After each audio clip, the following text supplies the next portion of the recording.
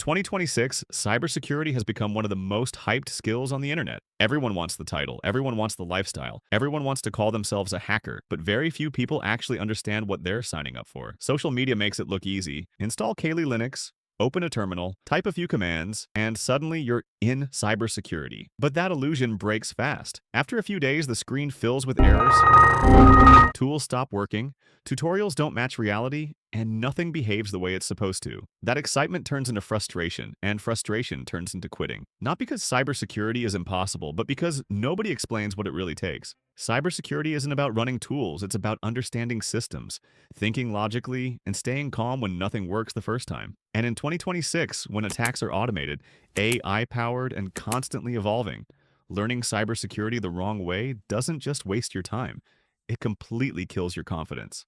So, before we talk about tools, hacking, or certifications, we need to reset the mindset and understand what learning cybersecurity actually means today, and how to do it in a way that doesn't burn you out before you even begin. First thing first, operating systems. This is where everything starts, and there's no skipping this part. You need to understand Windows, Linux, and Mac OS because this is where attacks happen and where defenses live. Windows runs offices, companies, and enterprises. Linux runs servers, clouds, and basically the internet. Mac OS sits in between developers and security teams. When you learn operating systems, you're not learning how to use them. You're learning how they think, how users are managed, how permissions work, how processes start, how services run in the background, and how one small misconfiguration can turn into a full system compromise. Once you understand this, hacking stops feeling like magic and starts feeling logical. Now let's talk Linux because this deserves special attention. Linux is everywhere in cybersecurity. Tools run on it, servers run on it, attackers love it. Defenders rely on it. Learning Linux means getting comfortable with the terminal, understanding files, services, logs, and permissions. At first, it feels painful. You'll break things. You'll Google a lot. That's normal. But one day, it clicks, and suddenly every tool,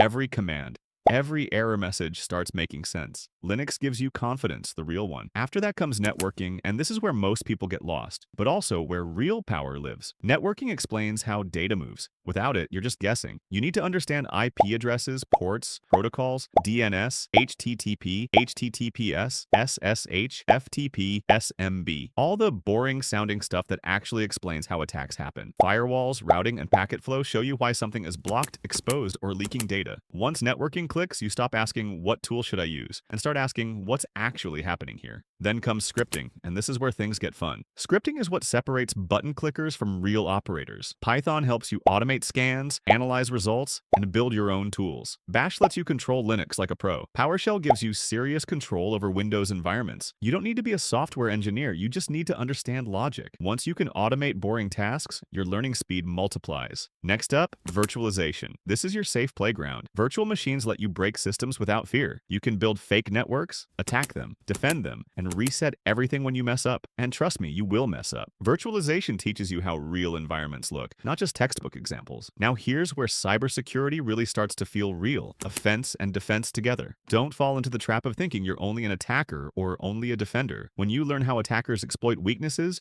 you also learn how to stop them. When you learn defense, you understand what attackers fear. And yes, AI. You can't ignore it in 2026. Attackers use AI to automate phishing, scan faster, and generate smarter attacks. Defenders use AI to detect weird behavior, analyze logs, and respond quicker than humans ever could. AI doesn't replace you, but it absolutely replaces people who refuse to learn it. Then we reach penetration testing phase, and this is the point where everything you've been learning finally clicks together. This is where cybersecurity stops being theory and starts feeling real. You begin by enumerating systems because hacking never starts with an exploit. It starts with understanding what's there. Nmap help you scan networks and discover open ports, running services, and versions that instantly tell a story about how a system is configured. From there, tools like Nikto and WhatWeb help you understand web servers, while Burp Suite lets you sit between the browser and the application to see how requests, sessions, and parameters are actually handled. When outdated software or weak configurations show up, you connect them to real CVEs, and suddenly vulnerabilities aren't just database entries, they're real weaknesses waiting to be exploited. Tools like SearchSploit help you map those CVEs to known exploits, and frameworks like Metasploit show you how how exploitation works in a controlled, repeatable way. But exploitation is only part of the story. Post-exploitation is where the mindset changes. You use tools like LinPeas, WinPeas, Bloodhound, or Mimikatz to understand privilege escalation, lateral movement, and how attackers turn limited access into full control. And through all of this, the most important lesson becomes clear: tools don't hack systems. Misunderstanding does. Every tool is just speeding up something you could do manually if you truly understood how the system works. Now we have web hacking, where cybersecurity starts to feel real.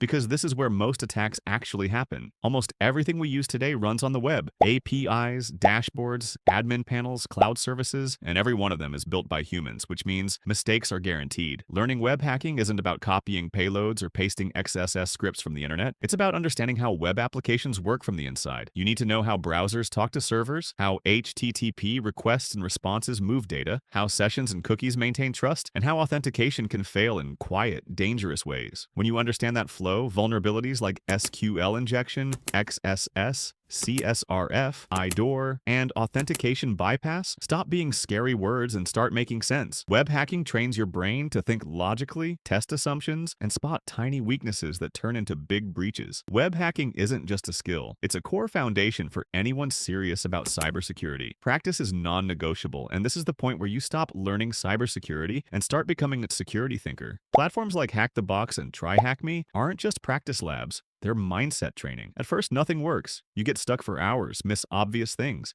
doubt yourself, and feel like you're not good enough. That's part of the process. Slowly, something changes. You stop panicking when an exploit fails. You start reading responses, analyzing behavior, and asking the right questions. Your brain shifts from "what tool do I run" to "what is this system telling me?" That's real growth. These labs prepare you for real-world hacking, but in a safe and legal environment where failure doesn't cost you a job or get you into trouble, it makes you better. Once you've built that foundation, then you're ready to step into the real world through bug bounty. Not because it's easy money, because it absolutely isn't, but because it forces discipline. Bug bounty teaches you how to respect scope, focus on impact, think like a defender, and communicate like a professional. You're no longer attacking test machines. You're testing real companies, real systems, and real users. Platforms like HackerOne, BugCrowd, Synac, Yes We Hack, and Open Bug Bounty give you access to legitimate targets where your skills can turn into real rewards if you're patient and precise. Even finding one valid bug changes how you think forever. At this stage, you're no longer just practicing, you're contributing, learning responsibility, and proving that you can hack ethically, legally, and professionally.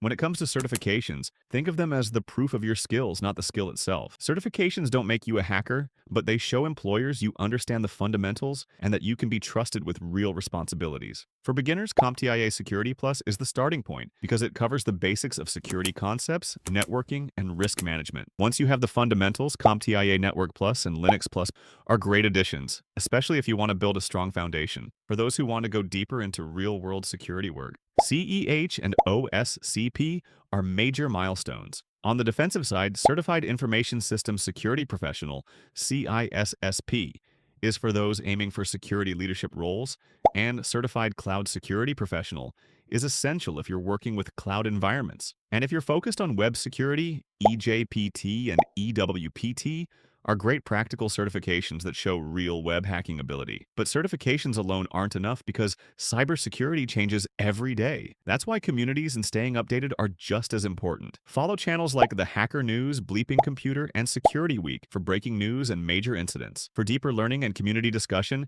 Reddit communities like NetSec, Ask NetSec, and Reverse Engineering are gold mines. On Discord, you'll find active cybersecurity servers where people share labs, write-ups, tools, and real-time advice. And for real skill growth, CTF Time, GitHub, and YouTube channels from real pen testers are essential. The point is, if you want to stay relevant in 2026, you must stay plugged into the community, because the moment you stop learning, you become outdated. So that's the real roadmap for learning cybersecurity in 2026, not the fake shortcut version everyone tries to sell you. If you want to be a real cybersecurity professional, you need to build your foundation, understand systems, practice constantly, and keep learning every single day. Remember, cybersecurity isn't about being fast, it's about being consistent. The people who succeed are the ones who keep showing up, keep learning, and never stop improving. If you're serious about this path, you're already ahead of most people. If you found this helpful, don't forget to like, subscribe, and hit the bell. Drop a comment below telling me what part you're starting with, and I'll help you build your own roadmap. Stay safe, stay curious, and I'll see you in the next video.